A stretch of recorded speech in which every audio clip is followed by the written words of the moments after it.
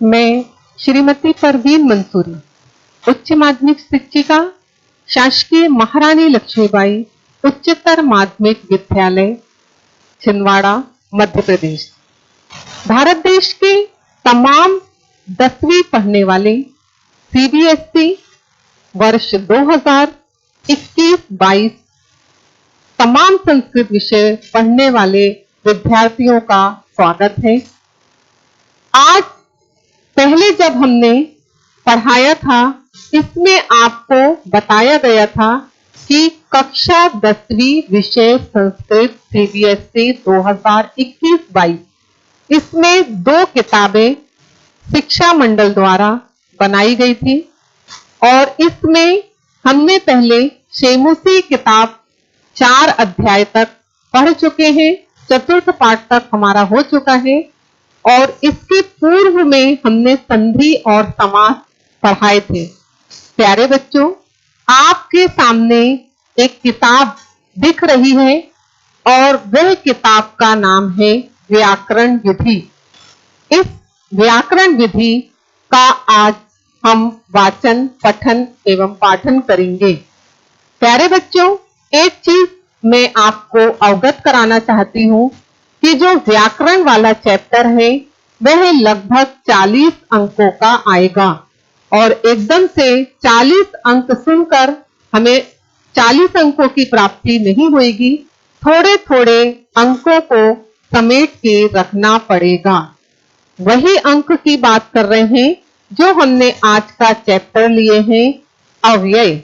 अव्यय जो 3 नंबर का आएगा और आपको ब्लूप्रिंट पर आधारित वो अंक भी दर्शाए जाएंगे कि अवयव और उसमें कितने अंकों का निर्धारण है, यह आपको दिखाया जा रहा है जो 3 नंबर का होगा। बात बिल्कुल क्लियर समझ में आई कि हमारे 10वीं संस्कृत में बेटा 2 किताबें हैं। पहला शेमुसी जिसमें 12 पाठ है, जिनके 4 पाठ अपने हो चुके हैं। अब हम व्याकरण विधि में आएंगे, थोड़ा सा हम चेंज पढ़ेंगे। तो व्याकरण विधि में संधि और समास हमारे द्वारा पढ़ाया गया। अब 3 नंबर अवयव की तैयारी करेंगे। इसमें हम बच्चों से एक चीज पूछना चाहते हैं और पूछने से पहले आप जो व्याकरण विधि वाली जो किताब है, सरकारी किताब, उसको निकाल लीजिए और इस किताब में पेज नंबर 54 से 60 तक अवयव दिए हुए हैं। क्योंकि ये लंबा चैप्टर था और इसको कम शब्दों में ज्यादा अंकों की कैसे प्राप्ति हो, ऐसा कई किताबों से हमने निचोड़ निकाल के संक्षिप्त रूप से आपके सामने बनाने का, प्रस्तुत करने का प्रयास किया है। उसका वजह यह है कि सिर्फ यह प्रश्न 3 नंबर का आएगा और इसको बहुत मेहनत और बहुत एनर्जी इसमें खर्च करने की आवश्यकता नहीं है। चलिए बेटा, अब हम पढ़ते हैं अवयव। अवयव जो है आ धन व्यय। यदि हम आपसे प्रश्न करते हैं कि व्यय क्या है, तो व्यय का तात्पर्य होता है, आपके दिमाग में आएगा कि खर्च करना। आप बाजार जाते हैं सब्जी खरीदने, किराना खरीदने, कपड़े, जूते, मोजे, तो पैसे लेकर जब हम किसी चीज को खरीदते हैं और जो पैसा खर्च हो जाता है वह व्यय कहलाता है। और इसी व्यय के आगे जब आ लगा हुआ रहता है, अर्थात इसमें कोई खर्च नहीं हुआ। इसी के लिए एक छोटा सा श्लोक इसमें दर्शाया गया है। सादृशम त्रिषु लिंगेषु सर्वेषु च विभक्तेषु। आप इस श्लोक में आइए और इस श्लोक को देखते जाइए। श्लोक यहाँ पर चल रहा है, सादृशम त्रिषु लिंगेषु सर्वेषु च विभक्तेषु। सादृशम सभी दशाओं में, सभी कंडीशन में, सभी परिस्थितियों में। त्रिषु लिंगेषु, संस्कृत में 3 लिंग है, स्त्रीलिंग, पुल्लिंग और नपुंसकलिंग। तीनों लिंगों में सर्वेषु च विभक्तेषु और कारक प्रकरण में जो प्रथमा से लेकर सप्तमी विभक्ति तक प्रयोग में है, तो सभी विभक्तियों में वचनेषु च सर्वेषु यान, और तीनों वचन में, कौन कौन से वचन है? एक वचन, द्विवचन और बहुवचन। यन्नेन वहति तद व्ययम, जिस पर कोई खर्च नहीं होता है। फिर से हम एक बार इसको पुनः दोहराना चाहते हैं, पुनः इसका अभ्यास करना चाहते हैं कि अव्यय वह होता है जो कि तीनों लिंगों में, सभी विभक्तियों में और तीनों वचन में किसी प्रकार का कोई खर्च नहीं होता है, ये जस का तस बना रहता है। इसका तात्पर्य कि इसमें किसी प्रकार का कोई विकार, कोई परिवर्तन, किसी भी प्रकार की कोई ऐसी दशा जिसमें चेंज हो, अव्यय में नहीं होता। इसको बताने का यह तात्पर्य है कि कई बच्चों को अवयव क्या है यही समझ में नहीं आता, तो अव्यय वह है जिसमें कोई खर्च नहीं होता। इसके बाद अब आप आइए कि अवयव तो है, उसकी परिभाषा भी समझ लिए और अव्यय क्या है ये भी समझ लिए। अब इसके भेद 4 प्रकार के हैं। इन भेदों में हम आते हैं तो पहला इसमें आएगा उपसर्ग, दूसरा भेद आएगा क्रिया विशेषण, तीसरा भेद आएगा समुच्चय बोधक, चौथा भेद आएगा विस्मय बोधक या मनोविकारात्मक। ये इसके 4 भेद हैं। चारों बताने का यह तात्पर्य है क्योंकि अब जो अपना प्रश्न प्रणाली है वे सीबीएसई पैटर्न पर है और कभी कभी इसमें उपसर्ग पूछ लिया जाए तो जितने उपसर्ग हैं केवल वही आप बता पाओगे। क्रिया विशेषण वाला कौन सा है जो है केवल वही बता पाओगे। समुच्चय बोधक क्या होता है जो उसके चिन्ह है वही बता पाओगे। और विस्मय बोधक क्या है इसके जो चिन्ह है, इसके जो सूत्र है केवल वही बता पाओगे, तब आपका आंसर सही होगा। चित्र आपको दिखाया जा रहा है यहाँ पे अवयव के 4 भेद। पहला उपसर्ग। उपसर्ग का तात्पर्य होता है कि किसी भी शब्द के पहले वे स्वतंत्र प्रयोग नहीं होता, किसी शब्द के पहले लगकर पद का निर्माण होता है, शब्द बनता है। इसमें एक प्रश्न कई बार आता है और बच्चे बड़े कंफ्यूज होते हैं, उपसर्ग कति, उपसर्ग कितने हैं? तो ये 22 है जिसको द्वादशा कहा जाएगा, इसको द्वादशा कहा जाएगा। और इसमें 22 है, ये उपसर्ग जो है वह 22 है और इसमें किसी भी शब्द के पूर्व में ये लगता है और इसके पश्चात ये स्वतंत्र प्रयोग नहीं होता है, किसी शब्द के साथ में लगता है। और इसके पश्चात जो उपसर्ग है वे उपसर्ग जो 22 हैं, 22 में पहले नंबर पे प्रा, परा, अप, सम, अनु, औ, निस, निर, दुस, दुर, वी, आंग, नी, अधि, अपि, अति, सु, उत, अभि, प्रति, परि, उप। और इसमें एक उदाहरण के रूप में प्राचार्य लिखा है तो प्रा उपसर्ग है और उसमें प्राचार्य पूरा शब्द बना हुआ है, यह उपसर्ग 22 है। इसके पश्चात अवयव का दूसरा भेद है क्रिया विशेषण। और जो उपसर्ग है वे संज्ञा एवं विशेषण में प्रयोग में आता है। दूसरा क्रिया विशेषण, क्रिया विशेषण कब कब उपयोग में आता है? क्रिया में, काल में और स्थान में, या जहां यानी आपको सूचना मिल गई है, जैसे यहां शाला है, वहां बाजार है, उनने ये कहा, वो ये है, उन्होंने ये दिया। ये किसी प्रकार का सूचक शब्द जहां पर प्रयोग में आता है वे क्रिया विशेषण कहलाते। अब क्रिया विशेषण कौन कौन से हैं आपको दिख रहा है, सामने पूरा लिखा हुआ है। क्रिया विशेषण में अत्र, अथ, अलम, स्वाहा, भूयाः, सर्वत्र, तत्र, कुत्र, यदा, यद्यपि, यथा, अधा, मिथ्, कुतः, पुरः, ये सारे क्रिया विशेषण है। क्रिया विशेषण किसी क्रिया की सूचना देना। अब आपको बताने का यह तात्पर्य है कि यदि क्रिया विशेषण से संबंधित प्रश्न आएगा और आपने केवल उपसर्ग जो 22 है वह तैयार किया तो आपके लिए 1 नंबर की दिक्कत होगी। यदि आप टॉपर स्टूडेंट हैं तो आपके लिए 1-1 नंबर बहुत कीमती होता है। फिर अवयव के तीसरे भेद में आएंगे समुच्चय बोधक। समुच्चय बोधक का तात्पर्य होता है दो वाक्यों को आपस में जोड़ना। जैसे माता और पिता एक दूसरे को, दो लोगों को, दो शब्दों को, दो वाक्यों को आपस में जिन सूचक शब्दों के द्वारा, जिन पद चिन्हों के द्वारा जोड़ा जाता है वह समुच्चय बोधक कहलाते हैं।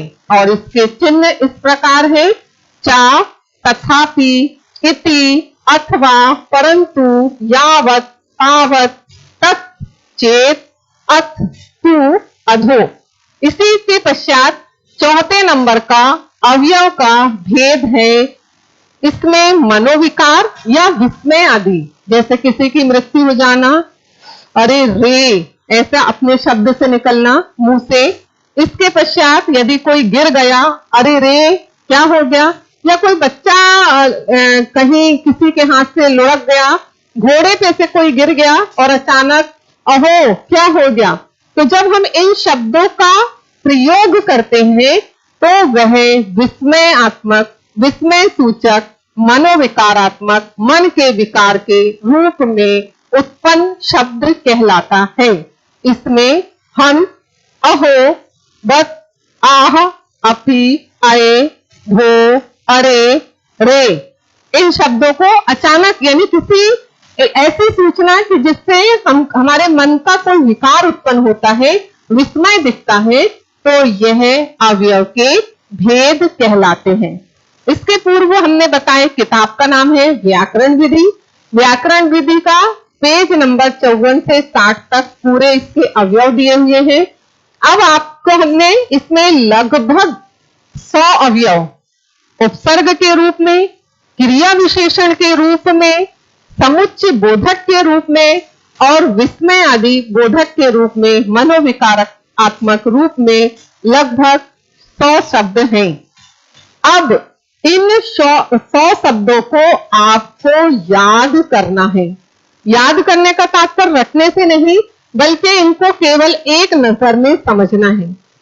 आपके मन में यह प्रश्न होगा कि 3 नंबर का यह प्रश्न तो आएगा, लेकिन प्रश्न किस तरह से आएंगे। तो मैं आपको 3 नंबरों का जो डिवाइड है वो कैसे 3 नंबर कैसे कैसे प्रश्न आएंगे यह बताना चाहती हूं।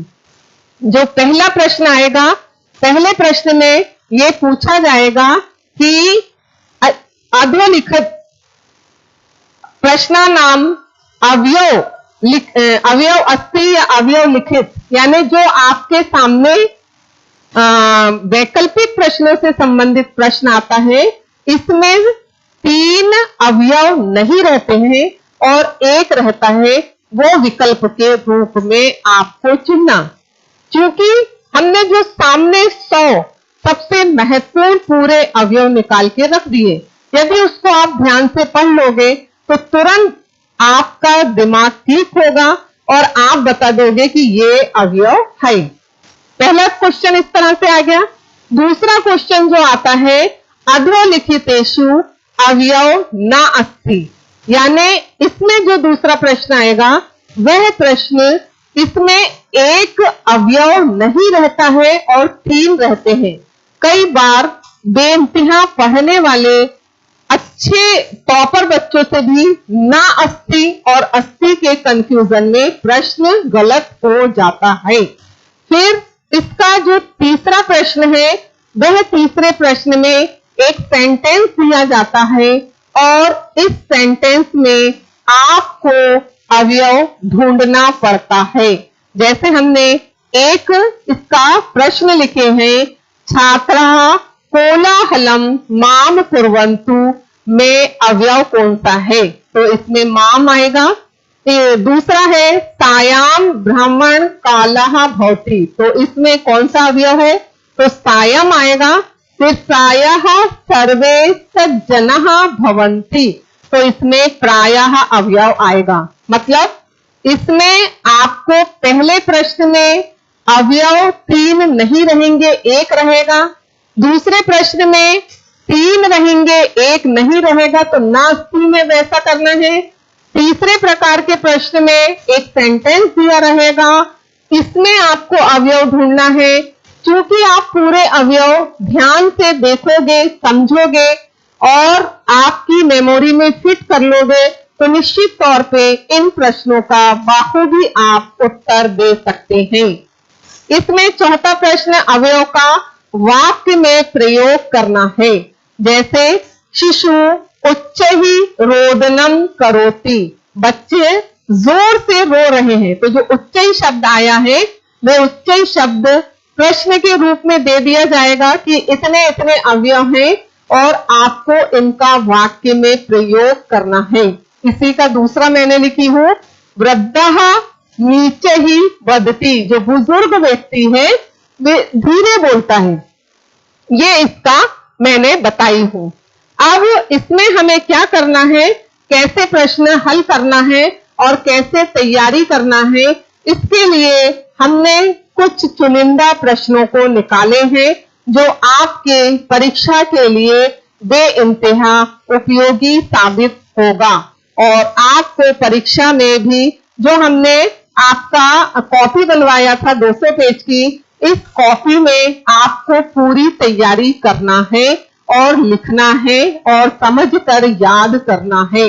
इसी का एक और प्रश्न आएगा, अधोलिखित अवयव न अस्ति, तो इसमें रामा आ जाएगा क्योंकि तत्र सर्वत्र तदा ये अवयव है। तो यही प्रश्न आपको ध्यान से पढ़ना है। फिर विद्याहीना च शोभन्ते इत्यस्य वाक्य अवयव, तो इसमें अवयव बताना है तो ना आएगा। फिर अधोलिखितेषु अवयव अस्ति, तो इसमें यदा आएगा। अद्य सोमवासरः अस्ति इत्यस्य वाक्य अवयव अस्ति, तो इसमें अद्य आएगा।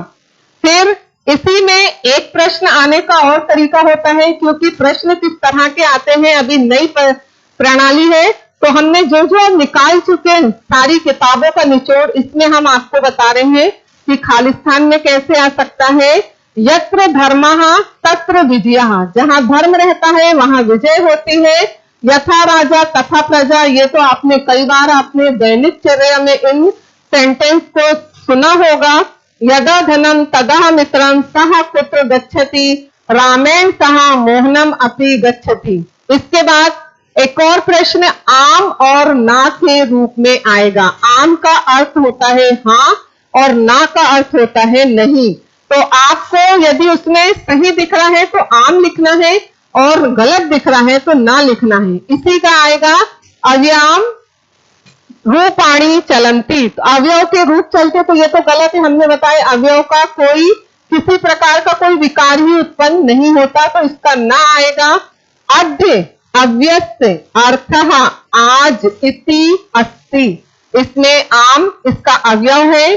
फिर अहम अपि पठामि वाक्य अहम इति अवयव अस्ति, तो इसमें अहम दिया है तो ये गलत है। फिर वा इति अव्यस्त अर्थ अथवा इति भवति, ये इसमें आम आएगा। फिर अव्ययेषु परिवर्तनम न भवति, तो अवयव में परिवर्तन नहीं होता है, जो अवयव है तो ये इसका आम आ जाएगा। इसके बाद इसी का सही जोड़ी के रूप में आता है, युग्म मेलनक के रूप में आता है, तो इसमें पहला आएगा अहम अपि गच्छामि, फिर विद्यालय स्वः उत्सव भविष्यति, फिर बालकः सिंह इव अस्ति, फिर सदाचार और सदाचार के साथ एव परमो धर्मा, फिर यथा राजा और तथा प्रजा, इस तरह के प्रश्न आएंगे और तैयार किया गया है। और इन प्रश्नों की तैयारी आपको परीक्षा के रूप में अच्छी तरीके से करना है। यहाँ पर जो अवयव है इसका शब्द तो है और शब्द के साथ इसका अनुवाद भी है, तो आपको इसकी मीनिंग भी पता होना चाहिए कि इतः तथा यानी क्या होता है, यदा यानी क्या होता है, तदा तथापि, इस प्रकार से प्रत्येक शब्दों के अर्थ भी आपको पता होना चाहिए। फिर ये क्वेश्चन है, इन क्वेश्चनों की आपको तैयारी करना है और इसमें आपको बहुत एनर्जी खर्च करने की जरूरत नहीं है, क्योंकि यह प्रश्न मात्र 3 नंबर का आएगा। इसका सरल तरीका कैसे तैयारी करना है, कैसे क्वेश्चन आएंगे। पहले तो अवयव अस्ति, अवयव नास्ति, रिक्त स्थान से संबंधित, युग्म मेलनम से संबंधित, आम ना से संबंधित, सही जोड़ी से संबंधित यह प्रश्न आएंगे। इनमें से किसी भी कोई ना कोई पद्धति से आएगा, इसके अलावा हटकर कोई भी प्रश्न नहीं आएगा। तो ये तो आपको तैयारी करना है, क्योंकि सितंबर में एग्जाम है और इस एग्जाम में आपको कैसे पढ़ना है, क्या तैयारी करना है, कैसे प्रश्न आएंगे, और आपको जो सेल्फ स्टडी करना है इसमें आपको ही पढ़ना पड़ेगा। कोई टीचर आपको याद करके नहीं देगा, और कोई ऐसी जड़ी बूटी भी नहीं होती कि पीस के आपको खिला के याद करें। यह मेहनत आपके हाथ के ऊपर ही निर्भर है। इसमें पेज नंबर 144 में आइए, संस्कृत भाषाया महत्वम, यह निबंध हमेशा आता है और इसकी आपको तैयारी करना है। तैयारी कैसे करोगे? एक एक लाइन को याद कर पहले तो 5 बार बोलोगे, बोलने के बाद बगैर देखे लिखोगे, और लिखने के बाद फिर कॉपी में उसको पूरा की पूरा बगैर देखे उतारोगे। इसमें संस्कृत भाषा या महत्व में भारत वर्षे आदि काल देवः मानवः व्यवहारा संस्कृत भाषाया प्रयोगे भवति। इसमें संस्कृतम विश्व प्राचीनतमा भाषा अस्ति। श्राह द्वावत्सादिनं जनैः देववाणी सुरभा भारतीयस्य अपि कथ्यते। इयं भाषा भारतीयायाः सभ्यतायाः संस्कृते चिन्ताकस्य संहिरिकस्ति। संस्कृतं धर्मस्य दर्शनस्य राजनीति इतिहासस्य अर्थशास्त्रस्य नीतिशास्त्रस्य च मूलम् अस्ति।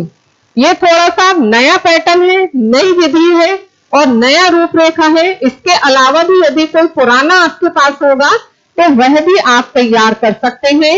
इसमें अस्य भाषाया भारतीय चिंताया से सर्वे प्रमुख ग्रंथा उपनिबंधा सन्ति। विश्व साहित्य प्राचीनतमा मानां ग्रंथायां वेदमपि भाषं संस्कृतम् एव अस्ति। संपूर्ण वैदिकं वाक्यं ज्ञान विज्ञानं दृष्टाय समुच्चय जगति निरूपम विद्यते। अस्य भाषायाः दर्शन ग्रंथा साहित्य ग्रंथ उपनिबंधा सन्तेव एव सहैव भौतिक विज्ञानं रसायनं विज्ञानं चिकित्सा विज्ञानम वनस्पति विज्ञानम भाषा विज्ञानम वस्तु विज्ञानम अनेका मौलिका ग्रंथा विधन्ते।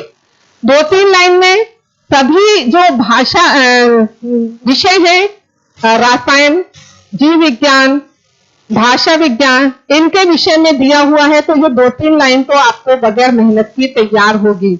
इसी तरीके से लगभग आपको 10 से 15 लाइन, क्योंकि निबंध कितने नंबर का आ रहा है, क्योंकि रचनात्मक प्रश्नों में ये शामिल है, और रचनात्मक प्रश्न में यदि 10 नंबर का आएगा तो इसमें 100 शब्दों का होना अनिवार्य होता है। तो आपको उस हिसाब से तैयारी करना पड़ेगा।